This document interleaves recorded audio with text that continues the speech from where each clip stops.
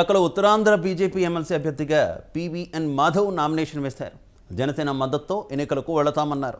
పట్టభద్రులు తమ ప్రాధాన్యత ఓటు వేసి గెలిపించాలని కోరారు.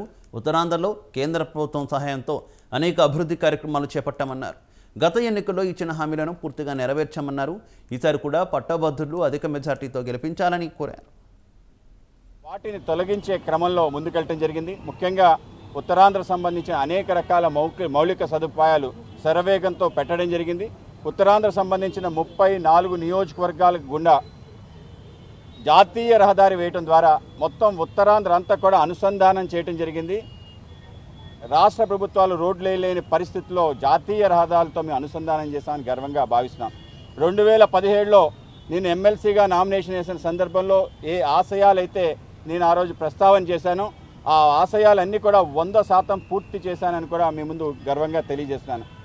విశాఖపట్నం కేంద్రంగా ప్రత్యేక రైల్వే జోన్ తీసుకొస్తామని చెప్పి హామీ ఇవ్వటం జరిగింది. ప్రత్యేక రైల్వే జోన్ ఇవ్వటం జరిగింది. దక్షిణ కోస్తా రైల్వే ఆ రూపంలో రావటం జరిగింది. ఉత్తరాంధ్ర కళ నెరవేరింది. త్వరలో దాని పూర్తి స్థాయి జోన్గా శంకుస్థాపన పనులన్నీ కూడా ప్రారంభమయ్యే దిశగా ఉన్నాయి. ఆ విధంగా చేస్తామని కూడా చెప్తున్నాను.